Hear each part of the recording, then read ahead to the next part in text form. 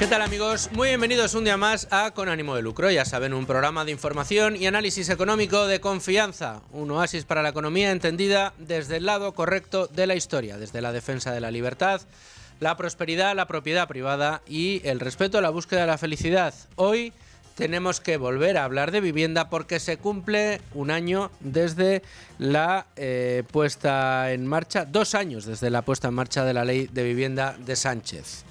Nace el propietario vulnerable. Sí, a finales de mayo de 2023 se puso en marcha esta ley de vivienda, en la que se cumplen ahora 2 años. ¿Y qué es lo que ha sucedido durante estos 2 años? Bueno, pues que se ha seguido interviniendo en el mercado de la vivienda y las consecuencias son que se ha limitado todavía más la oferta, tanto de compra como de alquiler, mientras se ha ido incentivando cada vez más la demanda.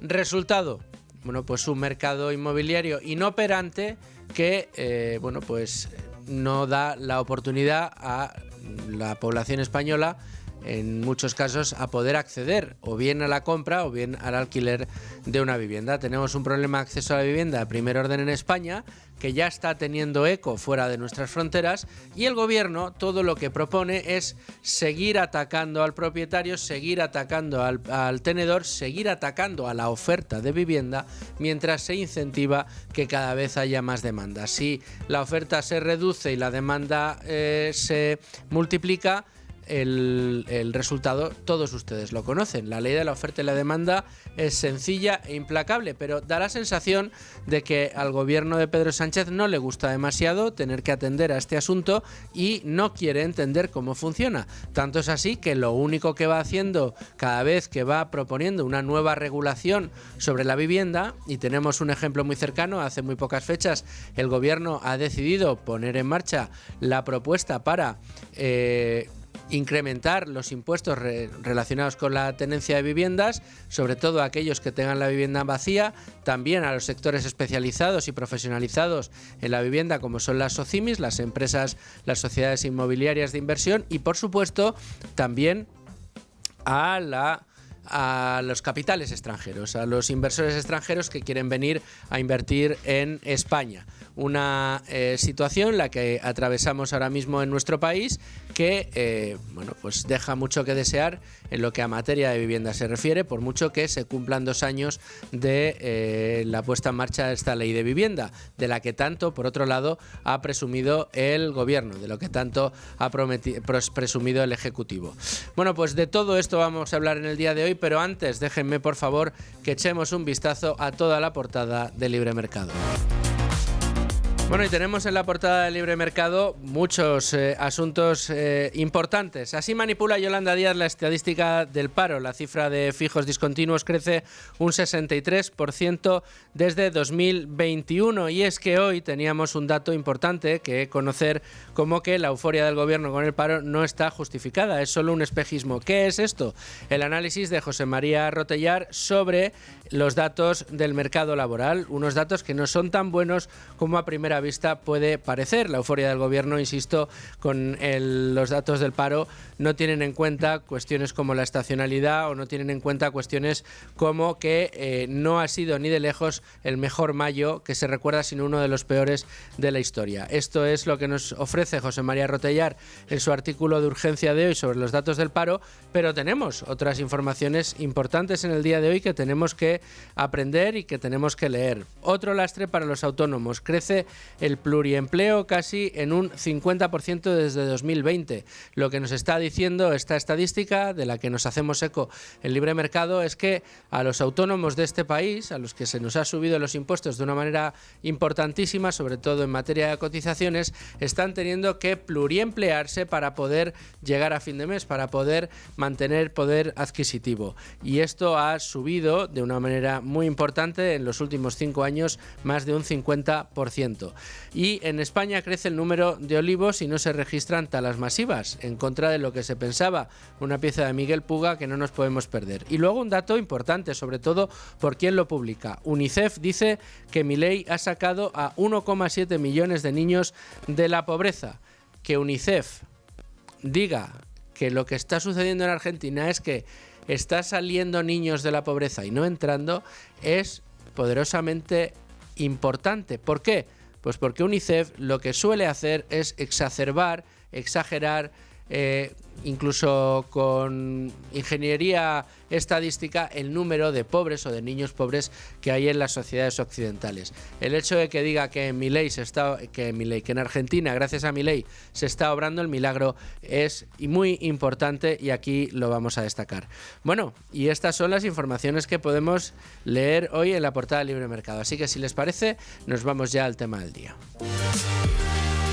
Tengo ya conmigo a Rubén Folguera. ¿Qué tal, Rubén? ¿Cómo estás? Buenas tardes. ¿Qué tal? Hemos hablado en más de un programa ya de la vivienda, pero es que hoy tenemos un motivo fundamental y es que se han cumplido 2 años desde la puesta en marcha de esa famosa ley de la vivienda. Y lo que sí que tenemos claro son las realidades. Hablemos de los datos. Y los datos, Rubén, es que seguimos teniendo un sistema en España de imposibilidad de compra o alquiler de una vivienda para muchas familias. Y es que lo que se está haciendo desde el gobierno, cada vez que se interviene el mercado, es hurtando la posibilidad de que cada vez más gente acceda a la vivienda y convirtiendo el acceso a la vivienda en un problema real para los españoles. Sin embargo, desde el gobierno lo que nos dicen es que son problemas exógenos, que nada tienen que ver con sus intervenciones y que por lo tanto para solucionarlo lo que hay que hacer es intervenir todavía más. Efectivamente, y lo publicábamos ayer en Libre Mercado como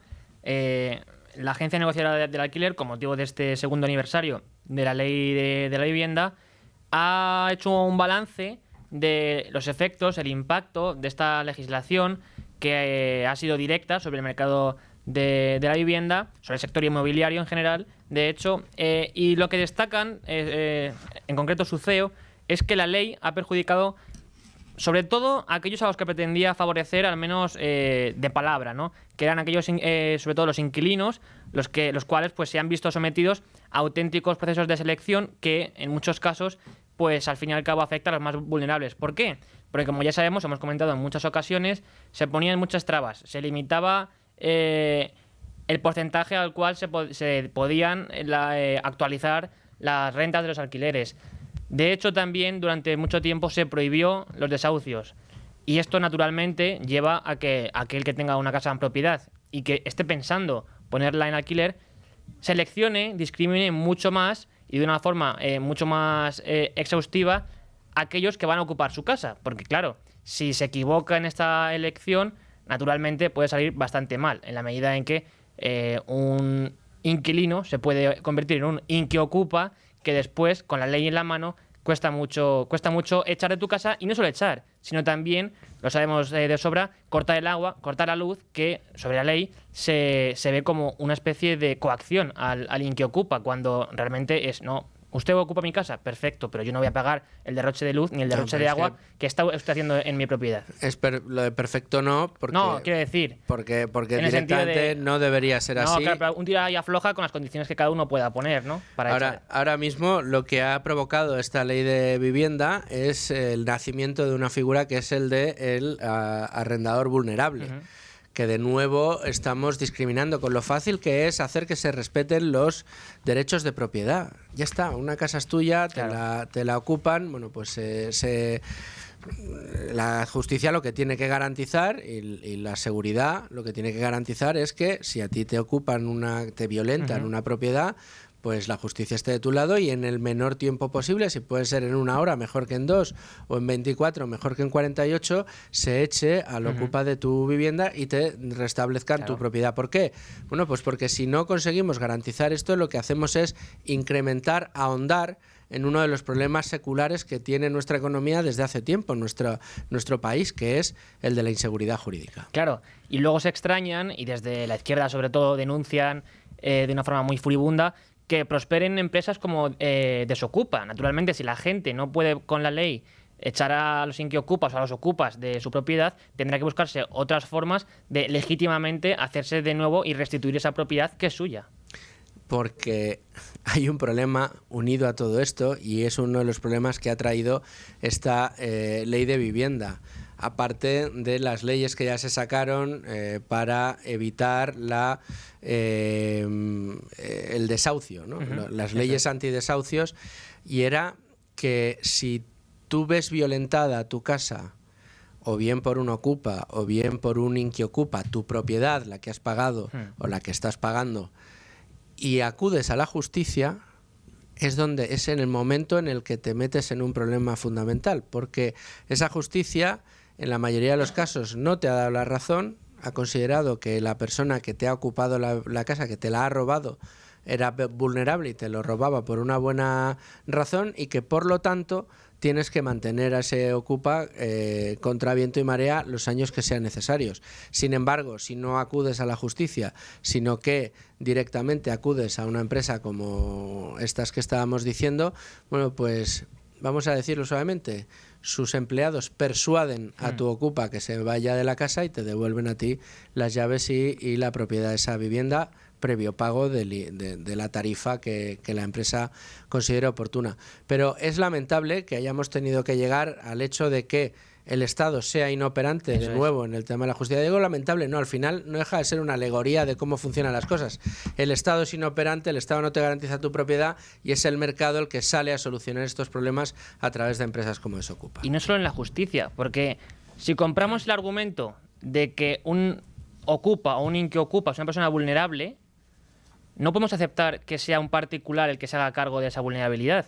Si el Estado obliga mediante esas ineficiencias de la justicia a que sean los particulares quienes de algún modo mantengan a esa gente vulnerable, es porque el Estado no está haciendo su labor en ese aspecto. Entonces, ¿para qué tenemos seguridad social? ¿Para qué tenemos sanidad? ¿Para qué tenemos todas estas cuestiones que nos venden como una malla, una red que ayuda a todo el mundo que lo necesita? Pues también ahí habrá que indicarlo, y es eso, creo yo, que también una ineficiencia del Estado en ese sentido, ¿no? Es absoluta esa ineficiencia, y es por lo que muchas veces decimos que lo que está haciendo el gobierno con estas leyes, como la ley de la vivienda o la ley para evitar los desahucios, lo que hacía era expropiarte el derecho, el usufructo de la vivienda. Sí. Tú la estás pagando, tú tienes que pagar los servicios, pero el gobierno se arroga la posibilidad de decirte que no la puedes utilizar y que además la otra persona la tiene que utilizar porque tiene que prestar un servicio de atención a una persona vulnerable que no va a pagar el Estado, sino que te obliga a ti a pagarlo manteniendo a ese inquiocupa. La verdad es que es un drama lo que sucede en España, es una realidad muy sangrante que está no solo afectando a aquellas personas que tienen la propiedad ocupada o inquiocupada, sino a todas aquellas personas que están tratando de buscar una vivienda en alquiler o de comprarse una casa y no pueden porque no son capaces de pagar esos precios. Es decir, no favorece absolutamente a nadie, ni siquiera a los propios empresarios ni a los propietarios que tienen las viviendas alquiladas, porque están corriendo un riesgo muy grande. Y si lo que sucediera, como trata de hacer ver el gobierno con su acción de gobierno, valga la redundancia, que es castigar a los multipropietarios o poner, digamos, el foco en el rico propietario que tiene casas en alquiler o que tiene casas que no pone en alquiler, lo que hace es estigmatizar en este caso a alguien que lo que ha hecho ha sido ganarse, digamos, la propiedad con el sudor de su frente durante muchos años o por la herencia del trabajo que realizaron sus padres, pero lo que se hace es estigmatizar a una parte de la sociedad y por lo tanto reducir la posibilidad de que esas casas se pongan en alquiler, ¿no? Y ahora el gobierno se afana aún más en poner mayores trabas al mercado inmobiliario porque, como sabemos, y lo publica hoy José María Rotellar en Libre Mercado, el gobierno quiere aumentar los impuestos a las viviendas vacías y también impedir que extranjeros no residentes en nuestro país compren viviendas, gravándolos con un nuevo impuesto que crearían a este efecto y de forma particular para ellos. Además, naturalmente, de subir al 21% el IVA dentro de su voracidad recaudatoria, dice Rotellar, a los apartamentos turísticos, y también quieren que las SOCIMIs tributen al 25% en caso de que no destinen sus viviendas al alquiler asequible. Dice Rotellar en su artículo que todo esto es un disparate dentro de otro disparate. ¿Por qué? Porque, como bien recoge, el precio de la vivienda en los últimos 7 años se ha disparado. Dice que, y esto con datos del Observatorio del Alquiler, entre 2019 y 2025 el precio medio de la vivienda ha aumentado un 35%, un poco más, yendo desde los 850 euros a los 1.150 euros el metro cuadrado. Y, naturalmente, sobre todo teniendo en cuenta todas las injerencias del gobierno en este ámbito que hemos estado comentando, por otra parte, ya digo, de forma paralela, la oferta media en España de vivienda ha caído, naturalmente, en una proporción muy similar, que es el 33%, desde el 1.050.000 viviendas que había en 2021 hasta poco menos de 700.000 viviendas que hay en el primer trimestre de 2025. Por tanto, vemos que el gobierno no aprende, o no es que no aprenda, es que su política en esta materia, como en todo, está guiada, por un lado, por los pactos que naturalmente sostienen el gobierno de Sánchez y luego por la ideología, solamente por la ideología, que no ve más allá de su razón y de su sueño ideológico. Desde luego que sí. Bueno, pues 2 años con problemas importantes en el mercado de la vivienda en España, donde otro de los factores importantes que entran en juego es el de la propiedad del suelo. Propiedad del suelo que está en manos de los políticos no quieren sacar suelo a la venta y además las condiciones que ponen a los promotores para la construcción de nueva vivienda no permiten en muchas ocasiones la obtención de beneficio, con lo cual no hay grandes empresarios que estén tratando de rentabilizar una situación como existe en España con precios muy altos. La verdad que si el gobierno lo que está diciendo es que los empresarios o los propietarios de la vivienda son perversos avaros que están queriendo obtener la maximización del beneficio contra los intereses de los pobres vulnerables que no son capaces de acceder a una vivienda, cabría pensar, siguiendo esta misma lógica por parte del gobierno, que si esto es así, habría mucha gente, muchos promotores inmobiliarios o los propietarios de muchas viviendas que en lugar de dejar su vivienda vacía, pues habría codazos por ponerla en el mercado para obtener los grandes beneficios que está dando este mercado. Sin embargo, los riesgos que entraña poner en marcha una promoción inmobiliaria o de no obtener beneficios, o los riesgos que entraña poner una vivienda en alquiler, lo que está haciendo de facto, que es lo que nos dicen los números, lo que nos dice la estadística, lo que nos dice el análisis pormenorizado del dato en España, es que en los últimos años, desde que se han puesto en marcha estas políticas, el número de vivienda en alquiler se ha caído, la oferta de vivienda en alquiler ha caído una barbaridad y la oferta de vivienda de compra de nueva vivienda tampoco está subiendo, al menos no al ritmo del número de familias que cada año necesita acceder a una vivienda, con lo cual es el peor de los mundos posibles. Claro, y como digo, no aprenden o no quieren admitirlo. Pero la cuestión es que la ley de la vivienda, que cumple 2 años, como decimos, no es la única legislación ni la única traba que se ha puesto en este sector contra los empresarios y también contra los inquilinos y en general contra la ciudadanía. Porque lo primero que hizo Sánchez en esta materia cuando llegó al gobierno fue reformar la ley de arrendamientos urbanos, que esto supuso el incremento en la duración de los contratos de 3 a 5 años. Y luego, ya lo hemos dicho, durante la crisis inflacionaria, incluso antes de aprobar la ley de la vivienda, prohibió durante cierto tiempo los desahucios, lo cual ya decimos pone en riesgo todo esto, y también puso un tope a las subidas de las rentas del 2% en la renovación anual de los contratos de arrendamiento. Y a todo ello hay que sumarle también los impuestos que de facto se pagan por la vivienda. Lo hemos dicho muchas veces: el IBI, las tasas municipales, los impuestos sobre el impuesto sobre el patrimonio, la imputación de rentas inmobiliarias, el IRPF, la plusvalía, el IVA. Y algunos de ellos incluso, como decimos, absurdos, porque hay algunos que te los graban simplemente por el hecho de tener una segunda vivienda que potencialmente podrías aprovechar. Y el impacto de esto... Ese impuesto que lleva toda la vida, el de las imputaciones de rentas. Y este impacto de la carga tributaria es algo que ha demostrado, entre otras organizaciones, el Instituto de Estudios Económicos, que tiene un efecto directo.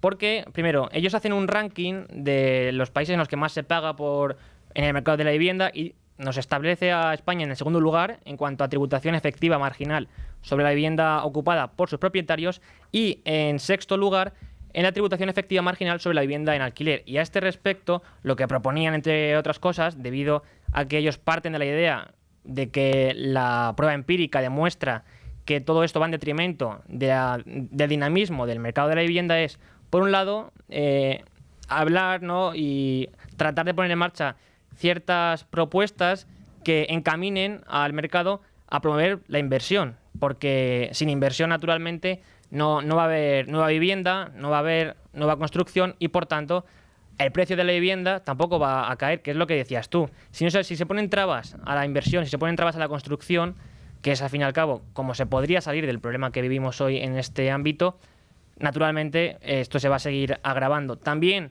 hablaban de suprimir el impuesto de sucesiones sobre la vivienda habitual para evitar que las familias tengan que vender la propiedad y también que con esto pues afrontar la carga fiscal que supone recibir una vivienda en sucesión o en donación. También piden introducir exenciones o deducciones por reinversión, especialmente para quienes compran otra vivienda o invierten también en proyectos productivos, y además de esto eliminar la tributación sobre incrementos patrimoniales inexistentes.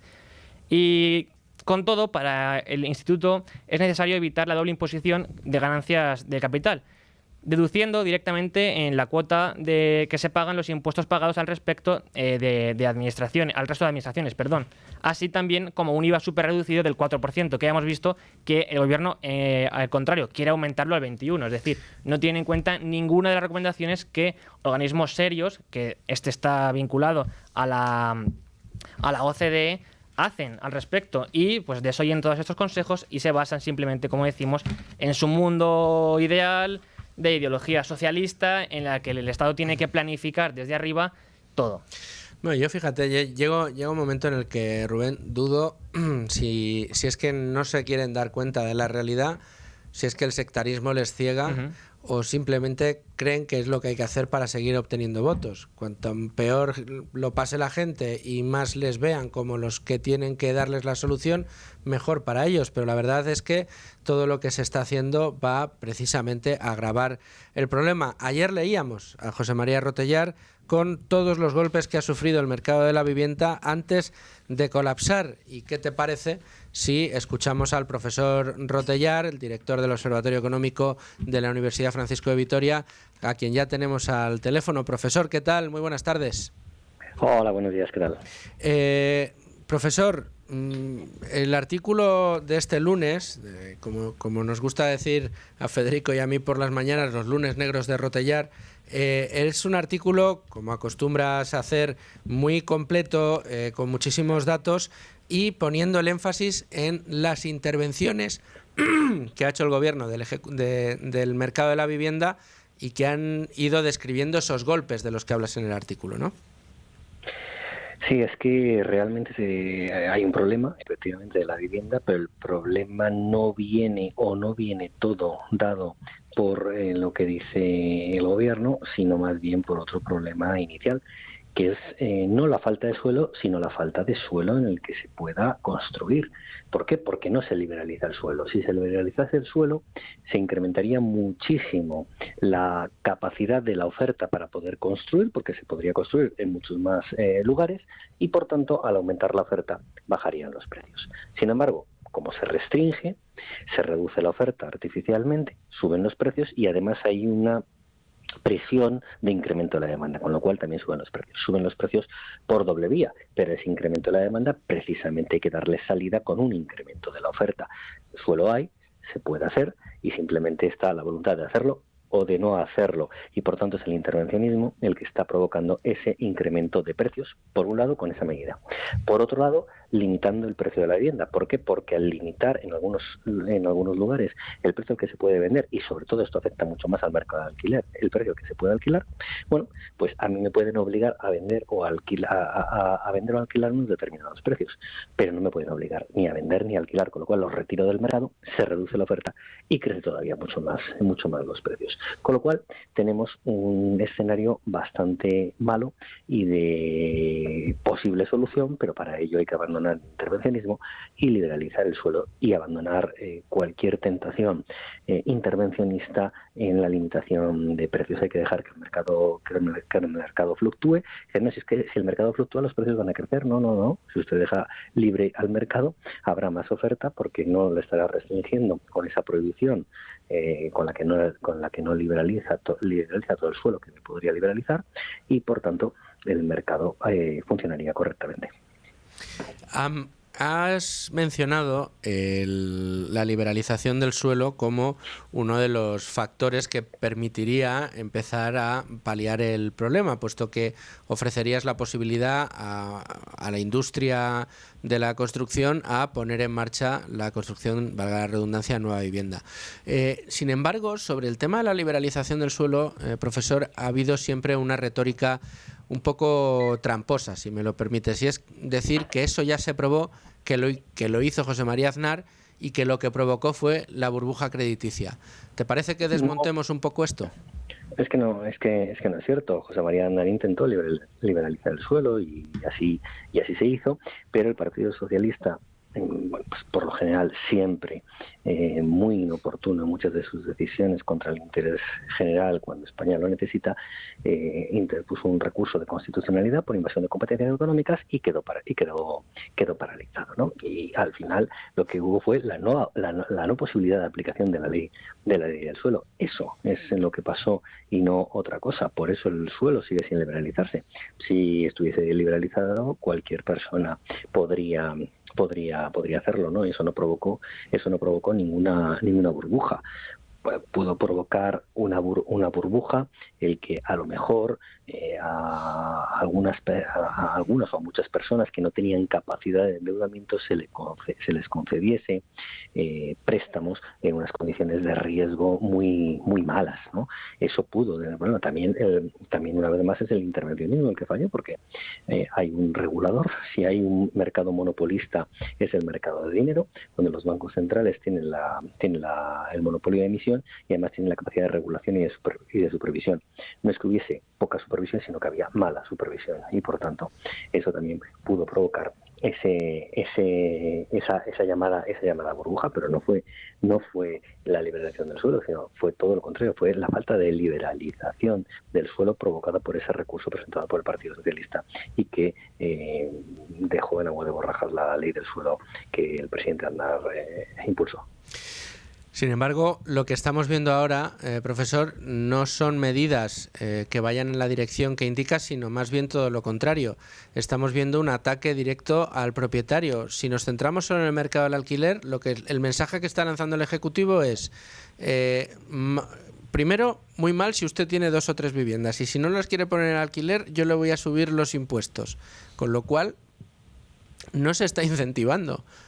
Al revés, lo que se está tratando es de estigmatizar y obligar al propietario a decidir qué es lo que le conviene más, si pagar algo más de impuestos o arriesgarse a perder el usufructo de la vivienda, claro. Y sin duda, aunque a nadie le guste pagar más impuestos, elegirán pagar más impuestos porque desde luego lo que no querrán perder o poner en riesgo es la propiedad, y como la ley tampoco soluciona la llamada ocupación, bueno, pues una persona puede perder el fruto del ahorro generado con su trabajo, en muchos casos durante toda la vida, simplemente por tener que sacarla en unas condiciones que no son las óptimas si el inquilino no le responde, ¿no? Bueno, y otra posible efecto puede ser un efecto expulsión, ¿no? Bueno, pues no me dejan ahorrar, yo no ahorro ahí, pues ya veré a ver dónde ahorro, ¿no? A lo mejor mi ahorro va a estar en el mercado inmobiliario de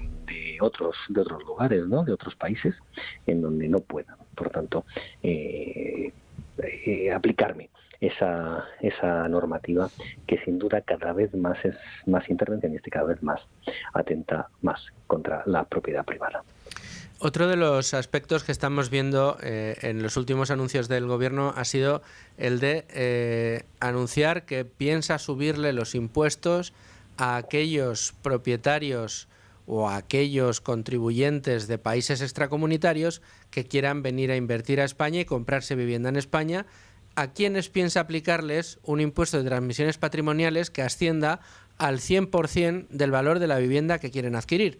De manera que si quieren comprar una casa que vale 500.000 euros, tendrán que pagar además en impuestos otros 500.000 euros.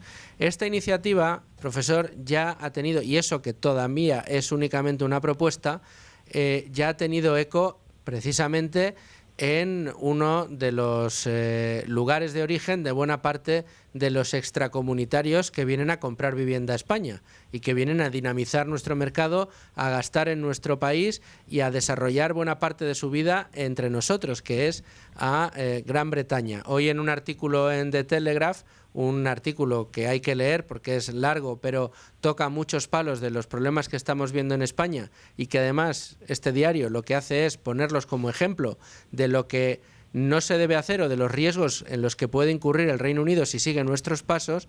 Precisamente se indica esto como un incentivo negativo, por no decir una falta de incentivo, o una manera de espantar, que sería la expresión correcta, la inversión extranjera en nuestro país, ¿no? Sí, efectivamente, cualquier medida que ahuyente el ahorro, que ahuyente la inversión, no son buenas noticias, porque al final lo que estos generan es actividad económica, y la actividad económica, empleo, y todo ello prosperidad. Bueno, si lo que se quiere atacar es eso, si se quiere entrar en un provincianismo absurdo donde se esté grabando a determinadas personas por tener una procedencia de determinados países, es que esto rayaría incluso con una discriminación por nacionalidad, ¿no? Es que no cabe en cabeza humana, ¿no? Que se le pueda intentar poner puertas al campo, pero bueno, si se las quieren poner, pues el campo se irá, ¿no? y se irá a otro sitio para poder realizar sus inversiones o plasmar sus ahorros, simplemente poder vivir, porque muchos de ellos quieren vivir aquí, ¿no? Bueno, pues no tiene lógica, y simplemente yo creo que es un conjunto de medidas más cosméticas que de cara a su potencial electorado, que realmente medidas que ellos mismos piensen que van a funcionar en sentido correcto. Lo que sucede es que esas medidas que no les van a funcionar en sentido correcto pueden funcionar en sentido incorrecto, y recuperar después eso perdido es muy difícil. Esto es como el ciclismo, ¿no? Ganar 30 segundos cuesta muchísimo, pero perder 3 minutos se pierde en un momento.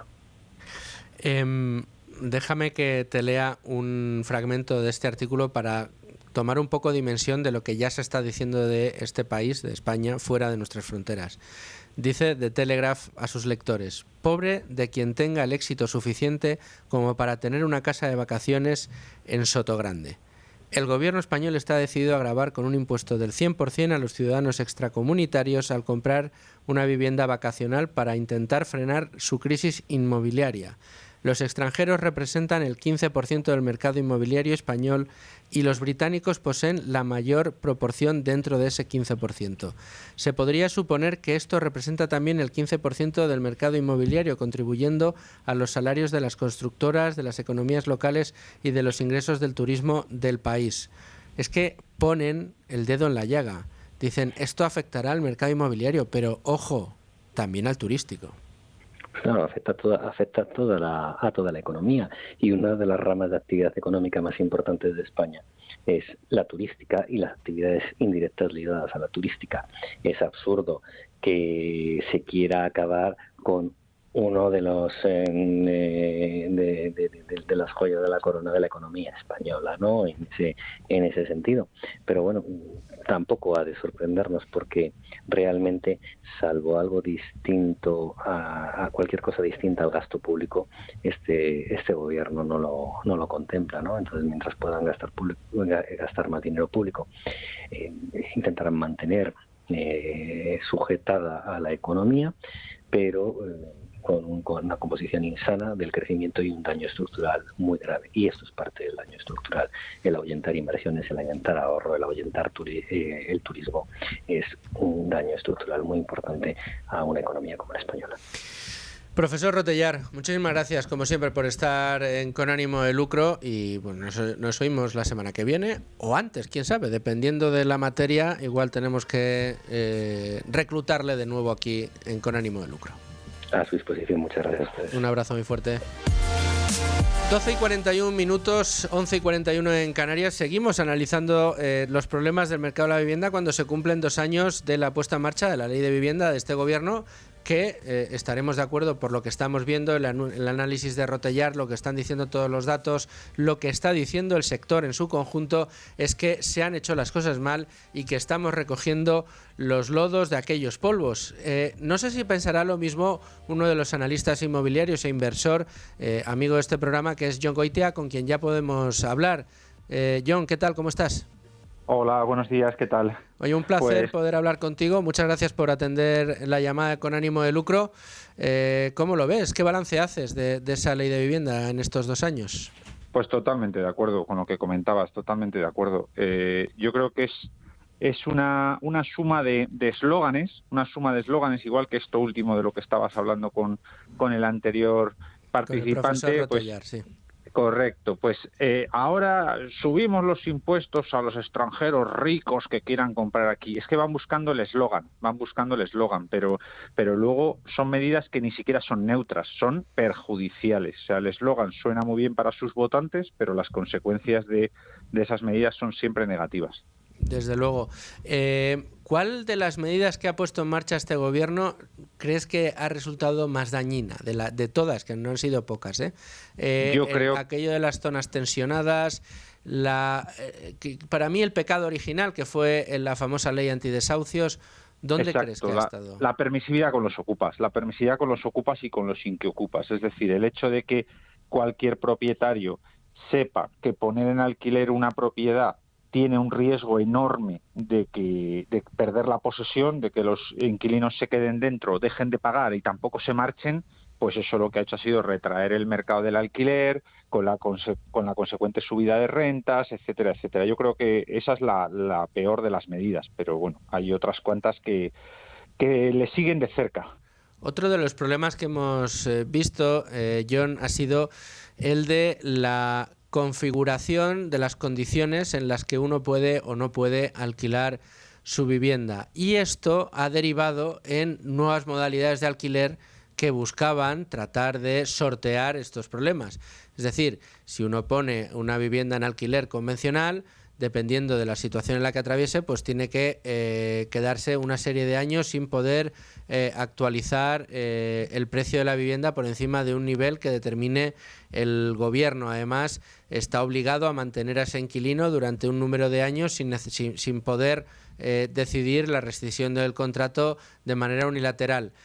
Han puesto una serie de problemática que ha hecho que en determinadas zonas de España el alquiler tradicional haya desaparecido por completo, ¿no? Claro, pero incluso en Madrid, donde no tenemos zonas tensionadas, pero también aplica lo de no poder subir las rentas lo que uno quiera, el riesgo jurídico de que los inquilinos se conviertan en inquiocupas, o sea que en cierto modo yo soy un ejemplo claro. Yo me dedicaba, como he comentado en alguna otra ocasión, aquí mismo yo me dedicaba a convertir locales en viviendas. Y cuando ya empecé a escuchar cosas que no me sonaban bien, tenía 6 apartamentos a la venta. Cogí, los quité todos de la venta, me los quedé en rentabilidad, pero sacándoles licencia de uso turístico, en ese caso de viviendas turísticas. Ahora tengo indistintamente viviendas turísticas y apartamentos turísticos. Entonces mi caso es claro. Hasta hace 3 años ni toqué el uso turístico, jamás. Llevaba 20 años haciendo viviendas y me marché del uso residencial al uso turístico por culpa de todas estas cosas. No solo porque que a veces me acusan de porque así ganas más dinero. No es tanto por ganar más dinero como por tener menos posibilidades de perderlo. Para poder darle la vuelta a esta situación, Jon, ¿por dónde habría que empezar?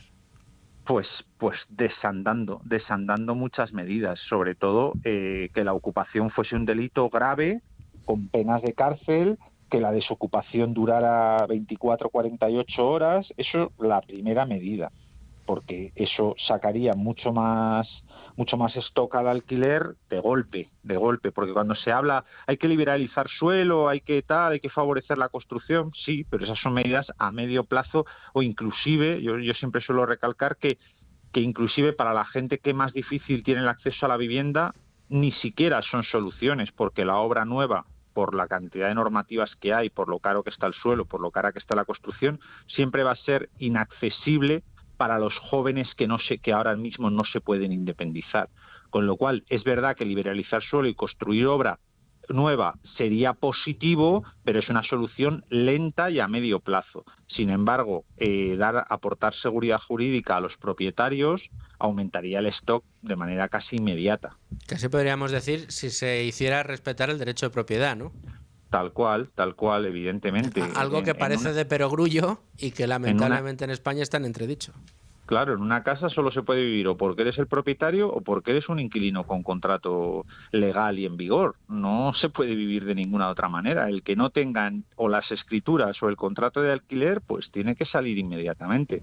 Eso sería la mejor medida que se podría tomar ahora mismo. Pero, John, el gobierno está decidido a ponerle coto a este problema anunciando pues cientos de miles de viviendas en construcción. Ya, que no tienen dinero ni para arreglar las carreteras, van a tener dinero para construir viviendas. Yo considero que buena parte, bueno, yo y muchos de los que nos escuchan, considero que todas las políticas de este gobierno van únicamente pensadas en fidelizar votos. Entonces se han dado cuenta que el voto joven se fideliza más fácil y más barato con 400 euros de un bono cultural que con una vivienda social que te cuesta 100.000 euros hacerla. Entonces yo no preveo que vayan a construir vivienda social nunca, porque tienen formas más baratas de fidelizar el voto joven. Y es lo único que les importa, fidelizar el voto. No les importa resolver ningún otro problema. Desde las promotoras inmobiliarias también nos han trasladado en alguna ocasión, John, que, y lo mencionabas de pasada tú hace un momento, teníamos un problema añadido en España, que es que la construcción de vivienda con la extremada, digamos, con el corsé tan apretado que le tiene puesto el Estado a la construcción, resulta muy difícil de rentabilizar. Si el suelo cuesta muchísimo dinero, si tienes unas trabas burocráticas enormes y si además cada comunidad autónoma te obliga a derivar o a dedicar una parte cada vez más importante de cada una de estas promociones a vivienda protegida en la que no vas a ser capaz de rentabilizar el inmueble, lo que estás haciendo es una trampa para que, pues primero, no permitas que los promotores ganen dinero y segundo, haciendo que la vivienda que se queda libre sea cada vez más cara, ¿no? Claro, los promotores ya solo pueden ganar dinero realizando promociones para el rango medio-alto de la sociedad, un rango medio-alto socioeconómico. Si lo intentan hacer vivienda asequible, pues no les salen los números. No olvidemos que se han quedado incluso desiertas subastas de cesión de suelo, de estas que organismos públicos ceden suelo para 75 años y aún así se han quedado desiertas. O sea, promotores que echan cuentas y no les sale rentable construir un edificio en alquiler asequible ni aunque le regalen el suelo. Entonces, con eso está dicho todo. Pues John, te agradezco mucho que hayas prestado tu opinión, como siempre, a este programa y solo me resta preguntarte una única cosa. Sí. Nos has dicho hoy, y también nos dijiste en otra ocasión, que ahora mismo estabas dedicado únicamente al tema turístico. Sí. Pero vemos que el gobierno sigue atacando con subidas de impuestos al alquiler turístico. ¿Crees que va a ser un sector que de nuevo va a sufrir las consecuencias de una hiperintervención o de momento crees que hay margen? A ver, ahora mismo con la subida del IVA que están amenazando del 10 al 21 y con yo que solo invierto en Madrid Capital, con la persecución al 90% de la competencia que en teoría no tienen licencia, digo en teoría porque aunque a mí no me ha pillado con ninguna, pero empatizo muchísimo con esa gente. Bueno, eso sería otro debate, pero esa gente que le hicieron creer que con una declaración responsable de la Comunidad de Madrid estaban legales y luego en 2019 les dijeron no, ahora no, y ahora ya les han dicho cierras o si no 30.000 euros de multa. Uf. Yo empatizo mucho con esa gente, pero claro, hoy por hoy parece que les van a echar a partir del 2 de julio. Entonces, claro, yo en mi coto propio, si me quitan el 90% de la competencia, pues claro, aparentemente voy a funcionar mejor y voy a poder subir rentas. Pero como profesional, lo que te digo, empatizo con esa gente muchísimo y aplico aquel refrán de cuando veas las barbas de tu vecino cortar, pon las tuyas a remojar. O sea, hoy les atacan a ellos y mañana me atacarán a mí. O sea, yo creo que atacan cualquier actividad productiva. Entonces, seguro que vienen otra vez con cualquier cosa. Primero será el IVA y luego será cualquier otra cosa. En fin, Jon Goitia, mucha suerte y muchas gracias, como siempre, por querer estar Con Ánimo de Lucro. Un abrazo. Un saludo, un abrazo. Hasta luego. Y cuando quedan 8 minutos para la 1, abrimos página de mercados.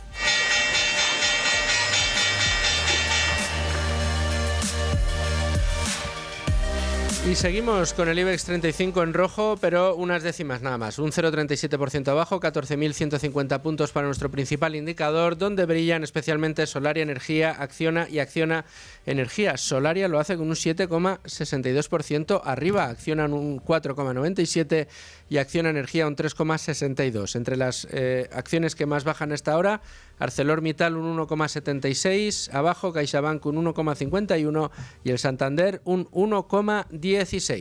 Esta es la foto fija que tenemos hasta ahora en el mercado de valores, pero vamos a buscar el análisis de todo lo que se está moviendo en los mercados, los chau chaus que se oyen hoy en día en la bolsa, con uno de nuestros analistas de cabecera, uno de los que más sabe de mercados y que presta su análisis siempre aquí a Con Ánimo de Lucro. Él es el asesor de Luna y Sevilla Asesores, José María Luna. ¿Qué tal? ¿Cómo estás?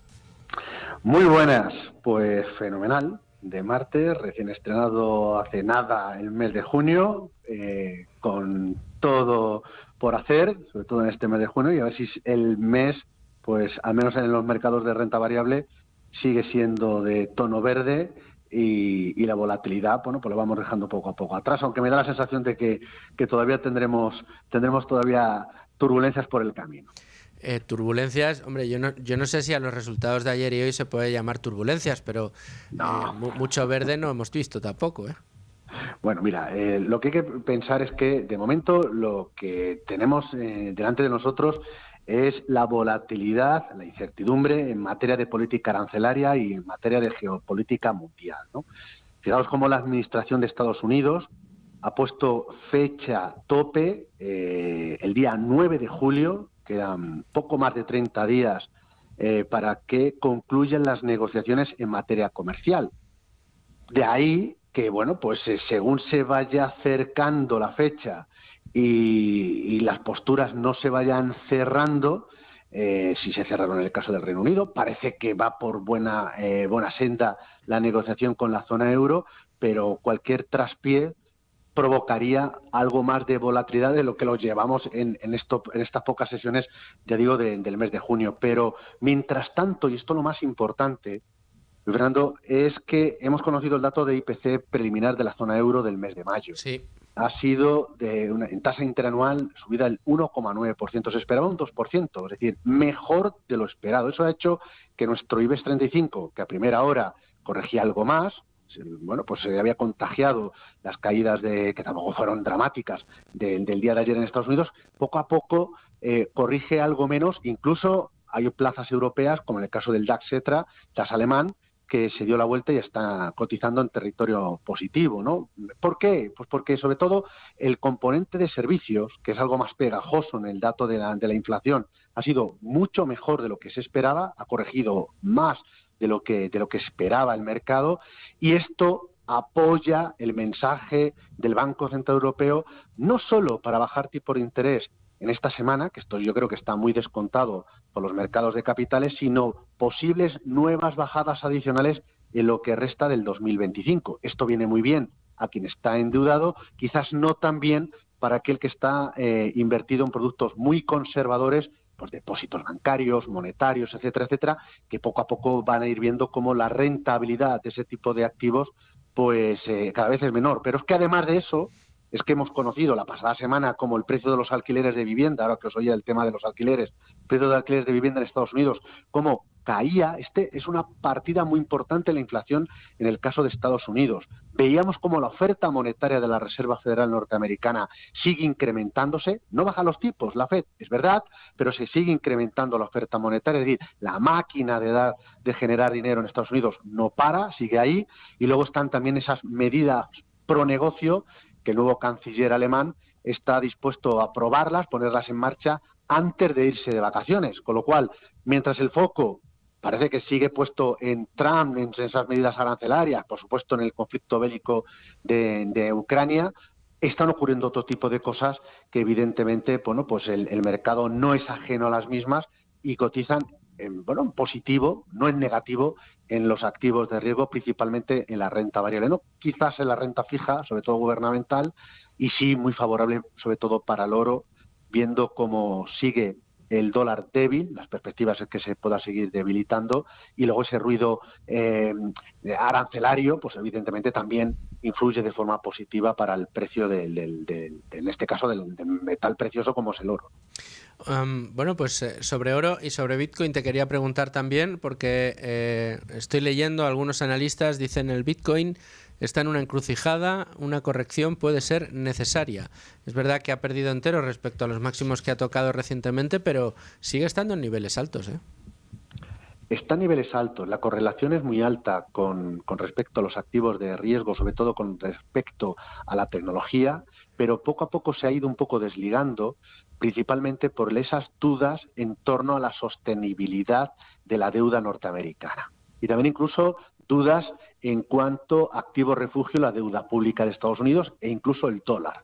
Esto le ha beneficiado claramente al oro, pero también ha beneficiado a determinadas criptomonedas. Ahora bien, una parada en Fonda, una parada en Vox y que pueda corregir algo, probablemente se pueda dar en los activos de riesgo, entre los que incluyo, por supuesto, al Bitcoin, pero la perspectiva no es nada mala para determinadas monedas, para las cripto, principalmente por esas dudas, no de que Estados Unidos no vaya a pagar la deuda pública, que yo no me apunto a esa visión apocalíptica, ¿de acuerdo? Pero sí en las dudas de la refinanciación de la deuda, que es tremenda, y sobre todo el programa que pone encima de la mesa, aprobado por el Congreso por un único voto, de nuevo gasto público, que va a traer consigo probablemente más déficit fiscal, sin duda alguna, en cierta manera también puede beneficiar a las criptos, como ya digo, también beneficia claramente también al oro.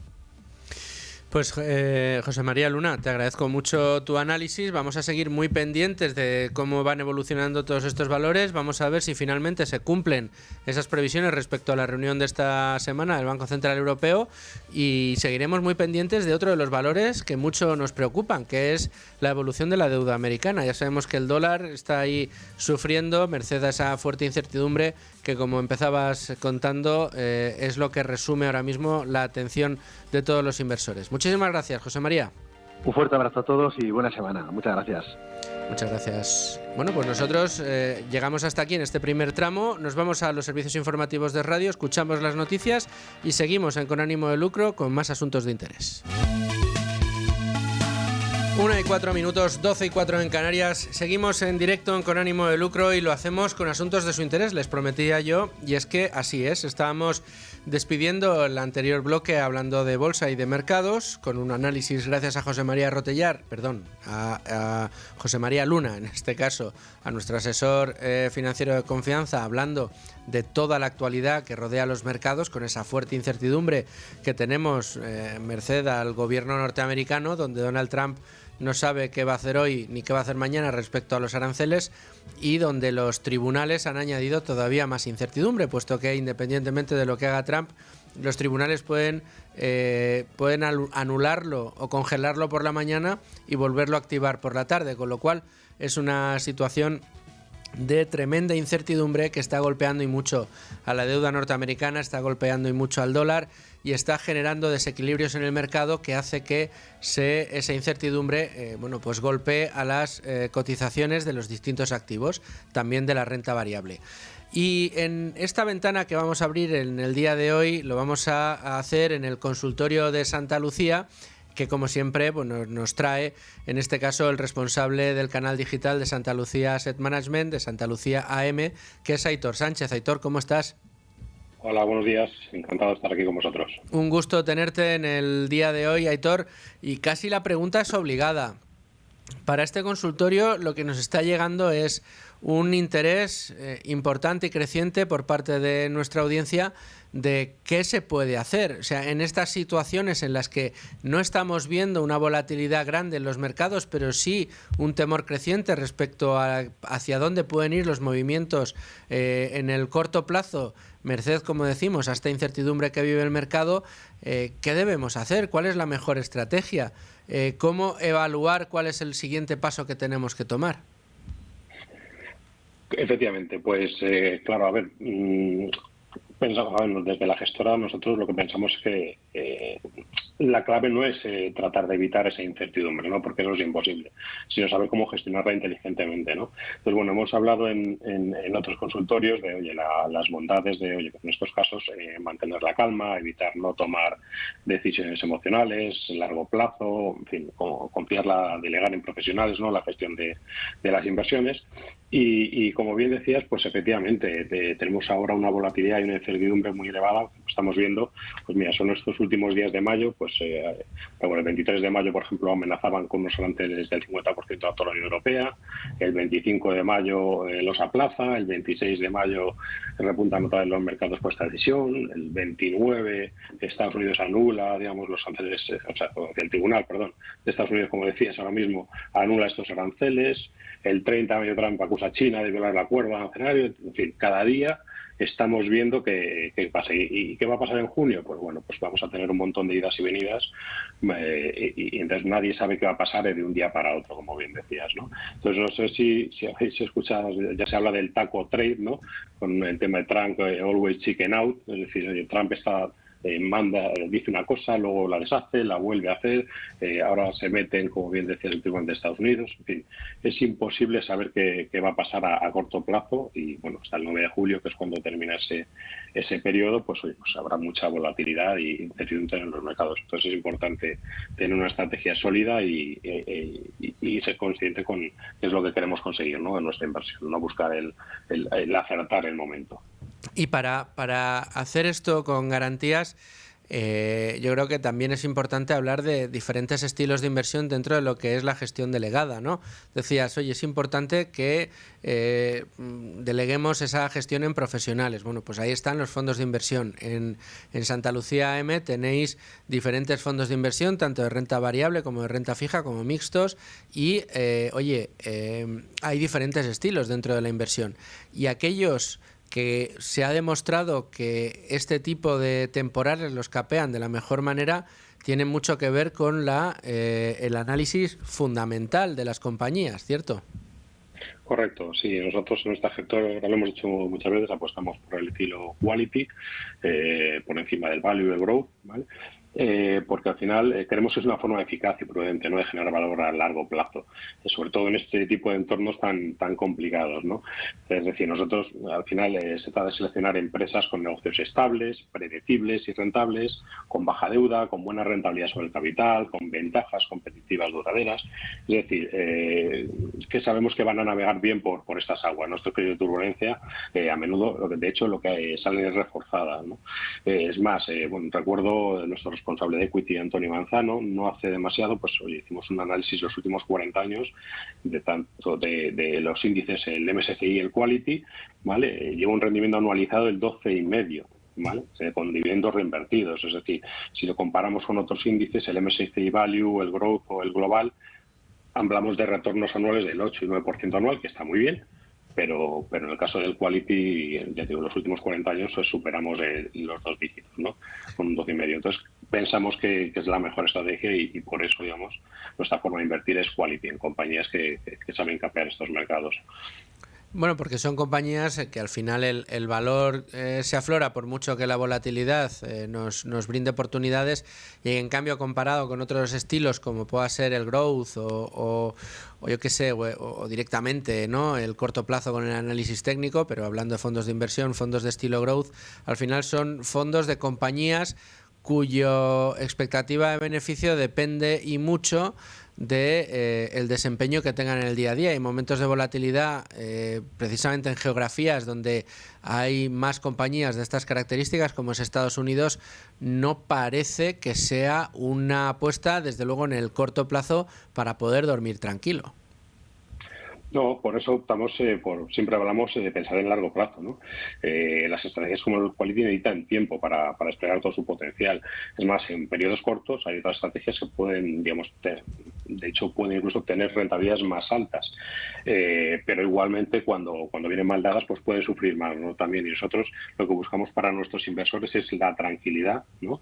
Al final siempre necesitamos saber del inversor qué objetivos tiene. Evidentemente, si es de aquí a un año, pues no le recomendaremos ciertas cosas, pero digamos, cuando nos hablan de que lo quieren buscar rentabilidad a largo plazo, pues yo creo que pensamos que este tipo de estrategia es la mejor, ¿no? Y es más, ponías otra vez Estados Unidos, estábamos viendo un poquito, o sea, que al final mantener la calma tiene premio, ¿no? A principios de mayo iniciamos el mercado con una probabilidad del 66% de que la economía norteamericana entrara en recesión, cuando íbamos por un 32%. Hemos hecho el ejercicio de juntar, digamos, este índice de probabilidad de recesión con el índice del Standard & Poor's, y de la casualidad, oye, pues que es el repunte a medida que ha ido bajando la probabilidad de recesión o lo que piensan de tal, estamos hablando de cosa de unos días, pues ha habido un repunte del 18%, ¿no? en el Standard & Poor's 500. Entonces, al final se trata de mantener la calma cuando ven mandadas. Hemos visto cuando bajan los precios, pues oye, lo interesante es exponer un poquito más y comprar un poquito más, y a partir de ahí, oye, no nos afecta.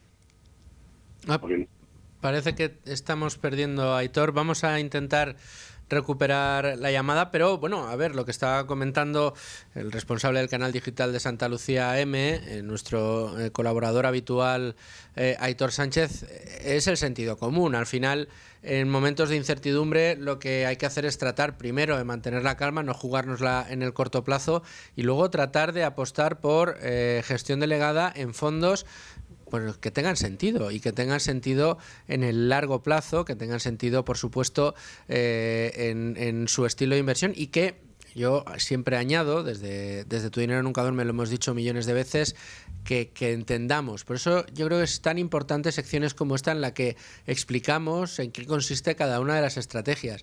Decíamos, oye, el growth ahora mismo en el corto plazo, en momentos de volatilidad, puede ser peligroso. ¿Por qué? Bueno, pues porque puede haber muchas de esas compañías que se vean afectadas por la situación de mercado y que no nos vayan a dar los beneficios que nos que habían justificado su entrada en diferentes fondos de inversión. Sin embargo, estrategias basadas en análisis fundamental como el Value Investing o como el Quality, en el caso de la apuesta que hacen los fondos de Santa Lucía, que en el largo plazo demuestra que lo hacen mejor porque lo que hacen es comprar empresas, compañías que son muy buenas en el largo plazo, que tienen grandes ventajas competitivas y que han demostrado que pueden realizar su actividad con sobrada solvencia en el pasado. Bueno, pues es lo que permite obtener rentabilidades en el largo plazo, como decía Aitor, de 2 dígitos. No sé si te tenemos ya de vuelta, Aitor. Sí, disculpadme, si me escucháis, ahora se oye perfectamente. Estábamos comentando precisamente esto de la importancia de estrategias basadas en fundamentales, ¿no? Sí, te he escuchado un poquito al incorporarme, entonces efectivamente, a ver, nosotros, yo creo que el estilo Quality combina un poquito lo mejor de ambos mundos, ¿no? Hablabas del value y del growth. El value, efectivamente, tendrán compañías que en términos de valoración, pues históricamente son buena opción y en términos de recuperación económica también. Pero bueno, esas compañías a veces tienen debilidades estructurales que las hacen vulnerables, ¿no? Si entonces no se complica un poquito más. Mientras que el Quality busca esos negocios sólidos que generan esos beneficios consistentes, ¿no? Incluso en entornos adversos como estamos viendo ahora. Y el growth, por otra parte, nos va a centrar en compañías con mucho potencial de crecimiento, ¿no? Pero a veces, digamos, estas compañías cotizan a múltiplos muy elevados, ¿no? Entonces, en momentos de subidas de tipos o pueden sufrir un poquito más ese tipo de compañías. Mientras que la calidad, en cambio, oye, pues en los negocios que ya son rentables, que lo van a ser hoy y que van a crecer de una forma sostenible, ¿no? Y no buscamos esa exponencialidad de ganar mucho en poco, sino, oye, invertir en ventajas competitivas duraderas y sostenibles en el tiempo, ¿no? Bueno, pues con eso nos vamos a quedar. Aitor, te agradezco muchísimo que hayas traído un episodio más de este consultorio. Creo que si tenemos suerte mañana podremos tener el siguiente, así que continuaremos analizando las mejores estrategias desde el punto de vista de la inversión para generar un patrimonio a futuro, y siempre de la mano de los mejores, como es vuestro caso. Aitor Sánchez, responsable del canal digital de Santa Lucía M, millones de gracias por estar en Con Ánimo de Lucro. Muchas gracias a vosotros y, como siempre, recordar a los oyentes que tienen nuestra página web www.santaluciam, y ahí dentro tienen la escuela de inversión para cualquier duda que tengan. Fenomenal. Muchas pues gracias. Ahí queda esa recomendación. Muchas gracias, Aitor. Adiós, buenas tardes. Seguimos Con Ánimo de Lucro y lo hacemos ahora con libros y con nuestro mercader habitual de libros. Siempre hablo de dealer, pero bueno, tenemos palabras también en español que nos vienen muy bien. De hecho, es un buen libro, El mercader de libros, de Luis Zueco, Anda, que no mira, tiene nada que ver una novela, verdad. pero yo me lo leí y me gustó bastante. Qué bueno, pues oye, mira, ese nos lo apuntamos y también lo traeremos. José Ruiz de Alda, profesor de la Universidad Francisco Marroquín, asesor del fondo de inversión libre Core Value. ¿Cómo lo dices tú, Core o Core? Bueno, en inglés es Core Value, en castellano se puede decir Core, pero vamos. Se pronuncia Core. Core, Con propiedad sí. es Core Capital. Sí. Core Value. Core perdón. Value, eso Core es. Value. Bueno, pues Core Value y Universidad Francisco Marroquín traen a José Ruiz de Alda aquí a este espacio y lo hacen para hablar de libros, una biblioteca que nos está quedando muy bonita, nos está quedando además pues un almacén de conocimiento, yo creo que extraordinario para aprender a interpretar lo que pasa en el mundo de la economía y también lo que pasa en el mundo de los negocios, y por supuesto también para entender grandes acontecimientos que hemos vivido en el mundo de la economía y de la empresa. Y hoy me vienes a hablar de un libro que recoge una de los eventos que más ruido ha creado en los últimos tiempos, porque tiene mucho que ver con el mercado de las criptodivisas. Efectivamente. El libro... Bueno, vamos a empezar por el autor. El autor es, probablemente sea ya el más clásico de esta sección que tenemos de libros, que es Michael Lewis. Sí. Que es, ya vimos dos libros. Uno era el de The Big Short, o La Gran Apuesta, que daba nombre a la película. Y también creo que comentamos otro día el de Flash Boys y todo el tema del trading. Es uno de los grandes escritores. De gran frecuencia. El trading de alta frecuencia. Y bueno, es uno, si no el escritor más conocido en Estados Unidos sobre temas económicos y de valores y de mercados, etcétera. Aunque ya comentamos en su momento que también tenía un libro suyo, era Moneyball, que había dado pie a la película de Brad Pitt sobre el equipo de béisbol. Buenísimo. Las estadísticas. Y su último libro, si no recuerdo mal, que no creo que haya hecho ninguno nuevo, pero creo que es el último, bueno, es el último que yo me he leído, que data de hace un año y medio o dos, no tiene más tiempo.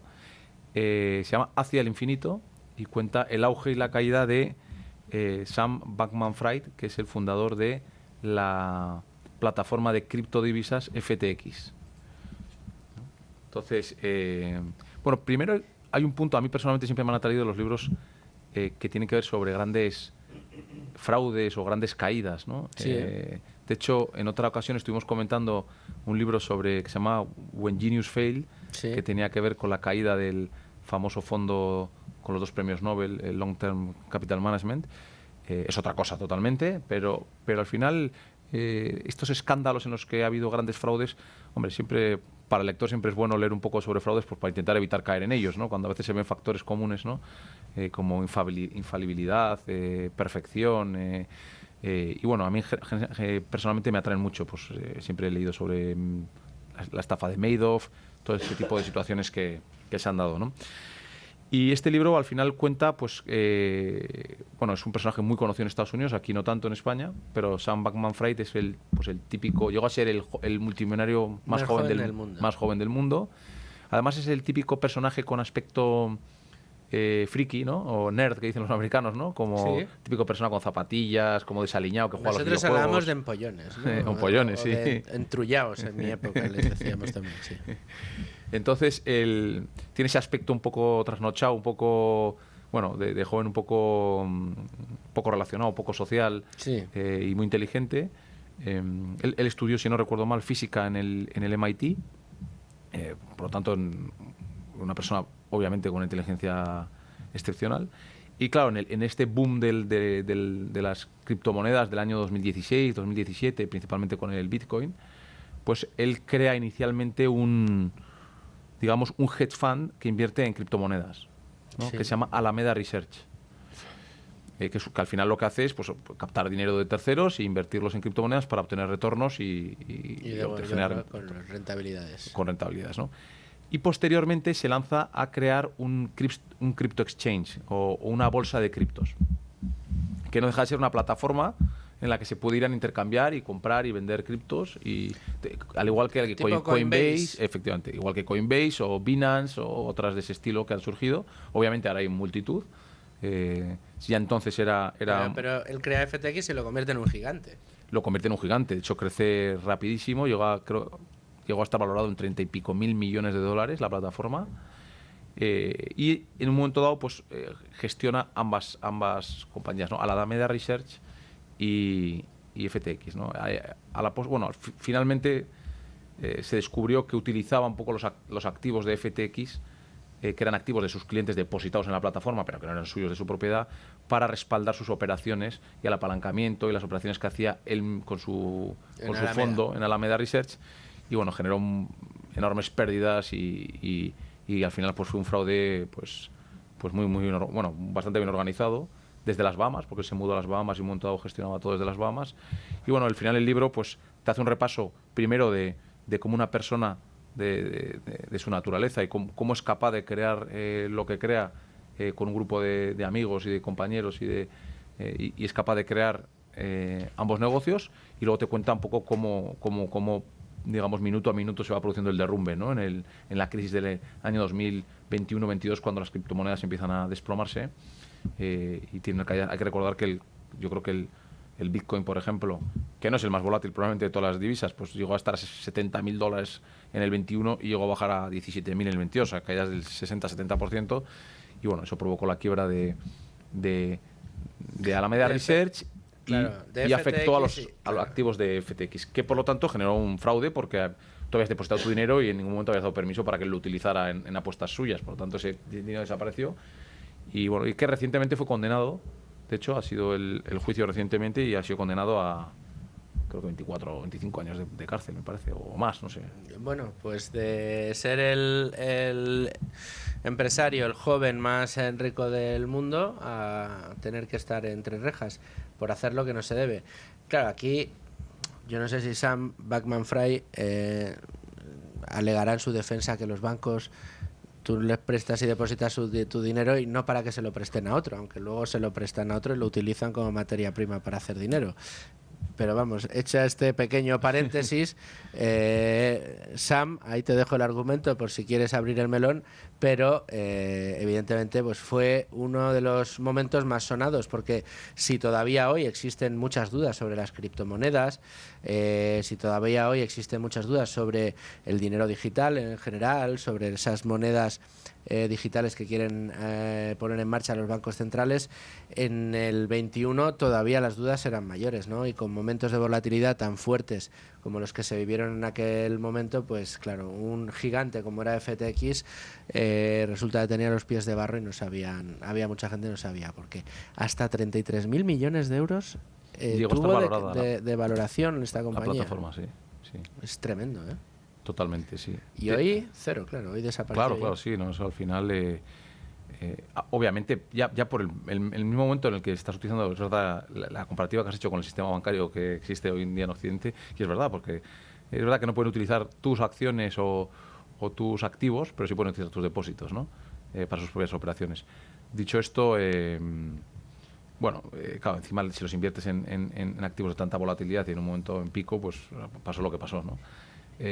Luego también te das cuenta cuando lees el libro, en mi opinión, pues que claro, construir un gigante a esa velocidad es difícil. O sea, quiero decir, hay un reto en las compañías que tienen un boom de tal nivel que hacer las cosas bien y ser capaz de construir, digamos, los pilares necesarios en cuanto a cumplimiento normativo, legal, o sea, los empleados correctos, digamos, todo lo que requiere una empresa, pues muchas veces el crecimiento excesivamente acelerado no es bueno, porque no te da tiempo a poner los pilares necesarios para soportar lo que puede llegar a ser el negocio, ¿no?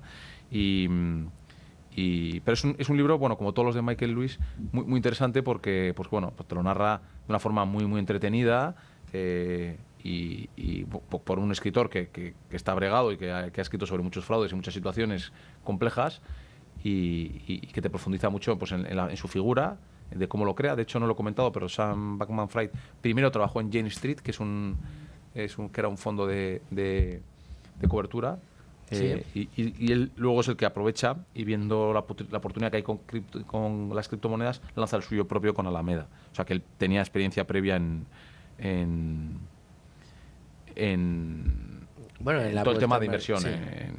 Y de hecho, FTX fue lanzada en 2019 y quebró en el 22, para que te hagas una idea, que duró poco la aventura, lo que es la plataforma, ¿no?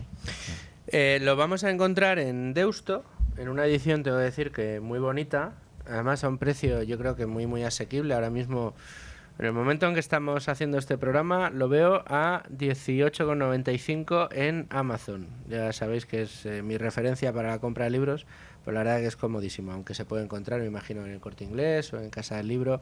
Si no lo tienen en stock, se lo podrán pedir.